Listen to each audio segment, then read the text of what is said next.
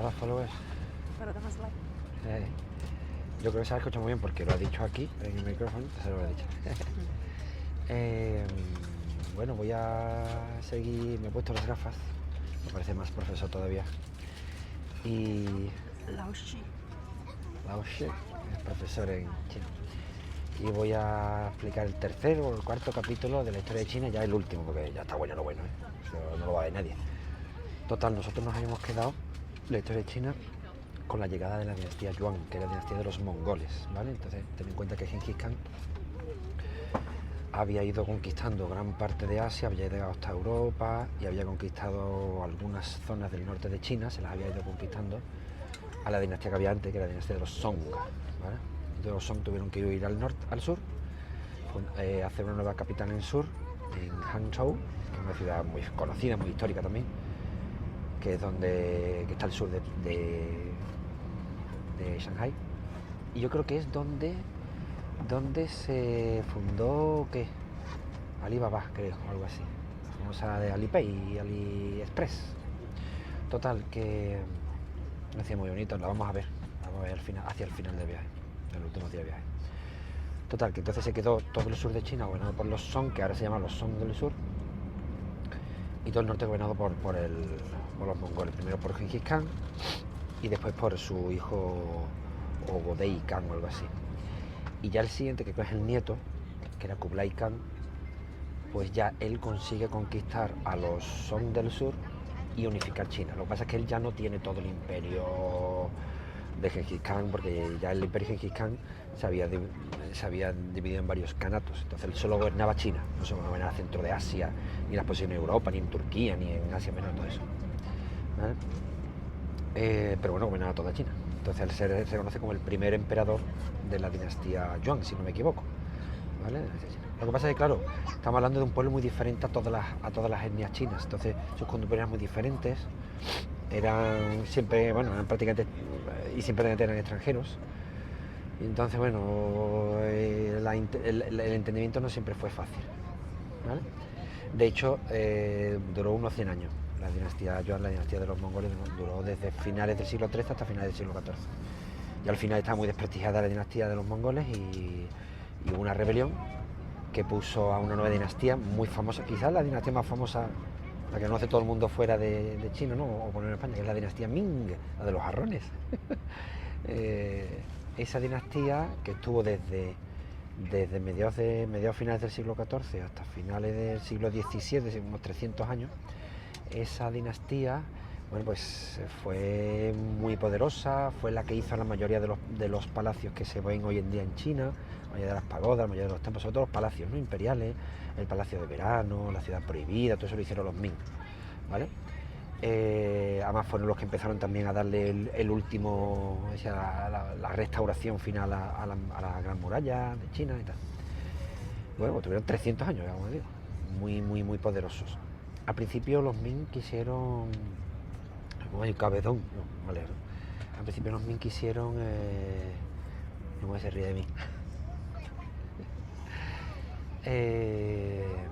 Al principio los Ming quisieron cerrar, que es una cosa muy común en estos países asiáticos, cerrar el comercio a los países extranjeros. Es decir, que no podía comerciar, los chinos no podían entrar comerciantes de ningún país, ¿vale? No me digáis de Marco Polo, bueno, Marco Polo llegó a China en la dinastía anterior, en la dinastía de Yuan, de los mongoles, de Kublai Khan, ¿vale?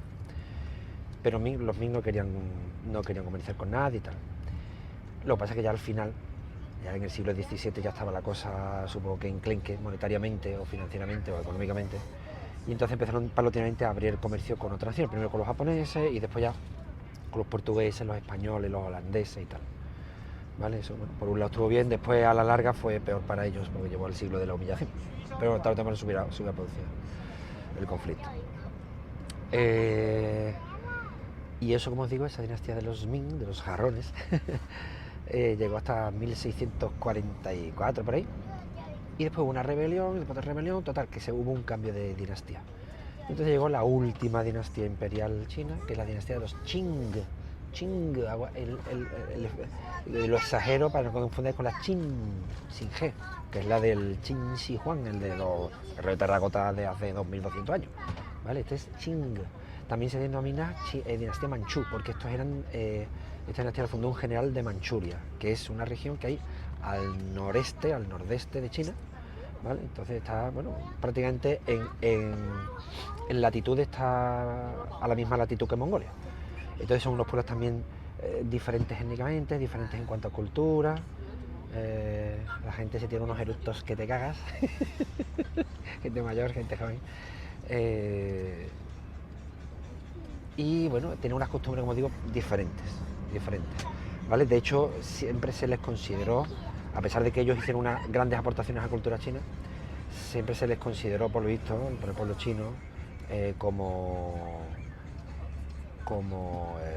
extranjeras, ¿vale? Y ellos pusieron la capital en la misma ciudad que le habían puesto los mongoles, los yuan, que se me olvidó decirlo, que fue Pekín, ¿vale? Beijing fue una capital, o sea, los primeros que pusieron la capital de China en Beijing, si no me equivoco, fueron los mongoles, los yuan, y después no sé si los Ming, claro, los Ming también, porque solo construyeron la ciudad prohibida, y ya los chinos, ¿vale? Y los chinos, los manchúes, como os digo, ellos fueron los que impusieron o popularizaron, más bien impusieron, las formas de cultura china, de vestir y de peinados, de costumbres, que llegaron a nosotros en forma de la China clásica, llegaron a los europeos en forma de China clásica, como por ejemplo los vestidos amarillos, ese traje que se representará a la mayoría de los emperadores, que son los últimos realmente, con un traje amarillo y después un gorro así con un pincho para arriba, que eso realmente es un gorro muy parecido al de los mongoles. O sea, eso demostraba que la cultura de los manchúes tenía conexión con la de los mongoles. Y esto de raparse la cabeza y dejarse la coleta larga, una cola larga así para los hombres, es una cosa muy ching. Esa dinastía, como digo, fue la última, llegó hasta principios del siglo XX, 1912 o así. Entonces se cogió todo el final del siglo XVII, el siglo XVIII, el siglo XIX, que fue el siglo de la humillación, porque ella, como eso ya lo expliqué el día del Palacio de Verano,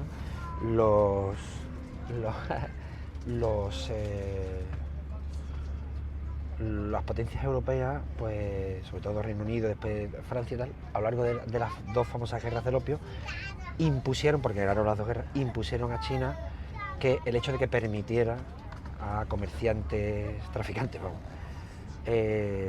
ingleses y franceses, pues meter opio y vender opio en China, a pesar de que estaba haciendo polvo a la población, ¿vale? Traficar con opio. Además, hacia también finales del siglo XIX, China entró en guerra con Japón, la perdió también, perdió todas las guerras del siglo XIX, y entonces los japoneses prácticamente le quitaron Corea, la península de Corea, que había estado bajo la influencia china, ahora pasaba a estar bajo la influencia de Japón, también le quitaron Taiwán, y bueno, perdieron mucha influencia.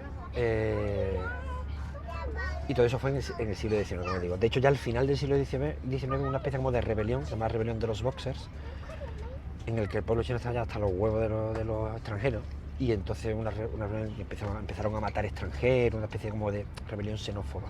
Y de hecho la emperatriz regente, no sé cómo, que es la abuela del último emperador, o la bisabuela, pues apoyó esa rebelión.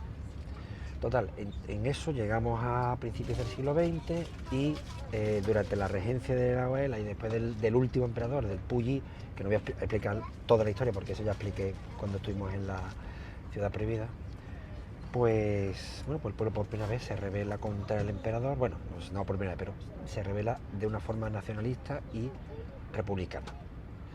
Y entonces una serie de revolucionarios encabezados por Sun Yat-sen, que hoy en día es conocido como el fundador de la China moderna, por decirlo así, o de China contemporánea.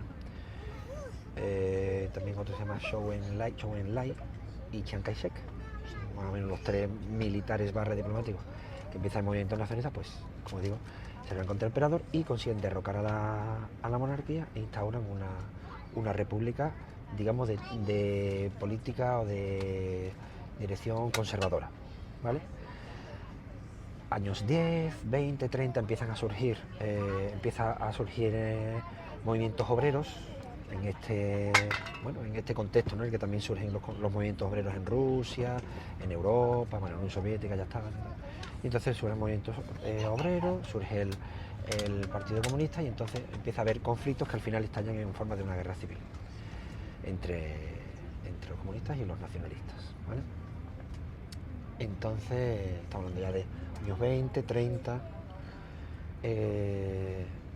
A todo esto, Japón, en este contexto, Japón inicia su fase expansionista y entonces empieza a cogerle territorios a China, bueno, a toda Asia Oriental. Empieza a coger. Y en este contexto, bueno, pues los nacionalistas y los comunistas hacen más o menos una tregua e intentan echar a los japoneses, pero está complicada la cosa. Empieza la Segunda Guerra Mundial, los japoneses se vuelven todavía más duros, y cuando termina la Segunda Guerra Mundial, como ya los japoneses están debilitados por lucha contra los americanos y tal, lo han perdido en la Segunda Guerra Mundial, pues ya se tienen que retirar, los chinos consiguen expulsar a los japoneses y reanudan su guerra civil entre nacionalistas y comunistas, ¿vale? Y contra todo pronóstico ganan los comunistas, ¿vale? El Ejército Rojo, capitaneado evidentemente por Mao Zedong, ¿vale? Que es el padre de la patria de la República Popular de China. Él gana la guerra civil y entonces pues, instala una república socialista, una república popular socialista. Y aquí Yatsen ya no vivía, ¿vale? Ni Zhou Enlai, si no me equivoco, y el que queda, que era ya el líder había sido el líder de la China nacionalista, pues no tiene más remedio que exilarse, huir, ¿vale? Y huye a la isla de Taiwán, ¿vale? Chiang Kai-shek huye a la isla de Taiwán, se queda allí, sigue gobernando, ¿vale? Allí los comunistas nunca llegan a entrar del todo, sobre todo por los americanos ayudan a la República Nacionalista de China a quedarse en la isla y a estar protegida, porque ponen en unas islas que llaman las Islas de los Pescadores, por una serie de barcos. Entonces ahí dicen los comunistas, bueno, eso es nuestro, pero no vamos a entrar por ahora, no nos merece la pena, pero lo consideramos nuestro. Y entonces, por un lado, ya a partir de ahí hay dos Chinas, ¿vale? La China de Taiwán, que consideran los nacionalistas que es la auténtica y que sigue hasta hoy en día, ¿vale? O sea, yo creo que de corte conservador, creo que sigue gobernando el mismo partido, o hasta hace poco gobernaba el mismo partido nacionalista, que se llama Kuomintang. Y en China, pues lo que llaman ahora la China continental, pues gobierna el Partido Comunista, ¿vale? Entonces a partir de ahí se van sucediendo en la China continental una serie de líderes que van haciendo una serie de reformas y tal, son muy complejas, no me puedo poner ya a hablar de eso, porque eso ya necesitaría otro vídeo, ¿vale? Pues son controvertidas, complicadas y tal.